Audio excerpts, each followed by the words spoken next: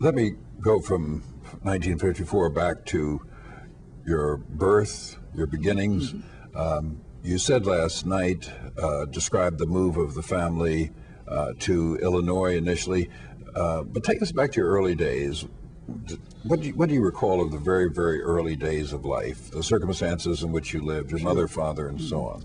Well, I lived in a broken family, but interestingly enough, we had my father, who spent most of his time in the adjoining big city of Chicago.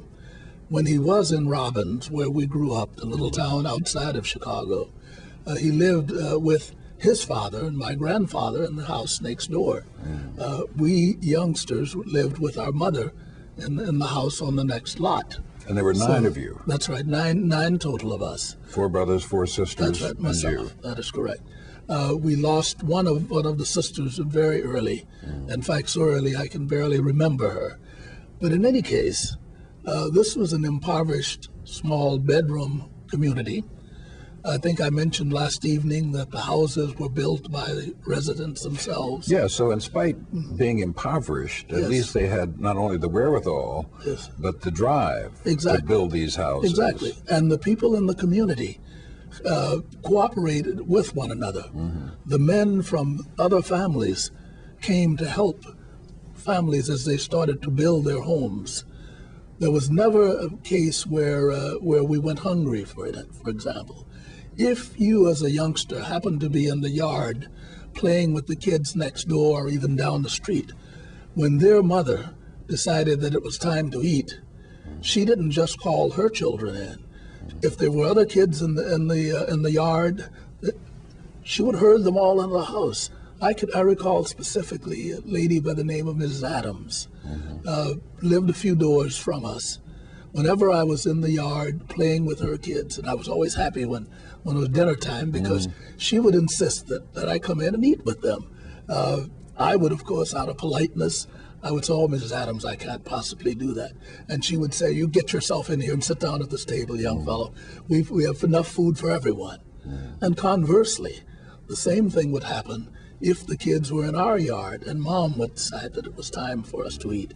So it was a cohesive, even though impoverished, it was a cohesive group of people out there. People were proud.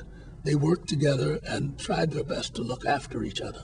Well, on the one hand, this kind of community coming together isn't unusual, but raised to a higher level, this kind of cooperative house building does strike me as an unusual phenomenon. You don't hear of this often. That's right. At least in the more modern era of the 20th century we're talking about here. What was it animated this community? When the African Americans went to Chicago and other northern cities as a result of this sort of classic migration that I mentioned, they found that it wasn't easy to make a living. They found that jobs that they thought existed didn't really exist, or they weren't competitive. Perhaps they didn't have the skills and so forth. So in order to exist in this new territory, they went out and purchased these lots at relatively low cost. And of course, there were entrepreneurs there who had bought up a lot of land, subdivided it into lots, and sold it off at what appeared to be low prices to us, but enough to make a good profit for the developers, if you will. And so, in order to lower their cost of living, they moved out there and started to build houses. Well, it was pretty obvious that they couldn't do it all by themselves. Neighbors just started spontaneously to come together to help each other. And so in turn, those who had already built, when they saw someone else needing that kind of assistance, they were eager to go over and help them. So can you describe the community of Robbins? I mean, was it large? How big was it? It was a very small community. How many families? I would say that, at the time we lived there, I would say that there were probably anywhere between maybe 750 to 1,000 families at the most. There were only 2 white families in the whole community. One who owned a grocery store and the other who owned farm equipment and farm supply. store. The others were all blacks, African Americans, most of whom had moved out from Chicago, trying to avoid the high rents. And you described last night being bused to the neighboring community of Blue Island to go to school. That's right.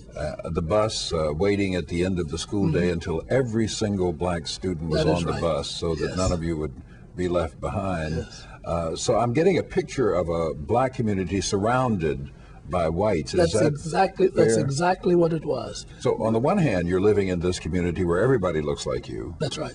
And then as you approach school age, you leave it at least for a few hours every day. For the high school. Okay. We did have an elementary school from first grade through 12 there in Robbins. And a very nice school it was too, really.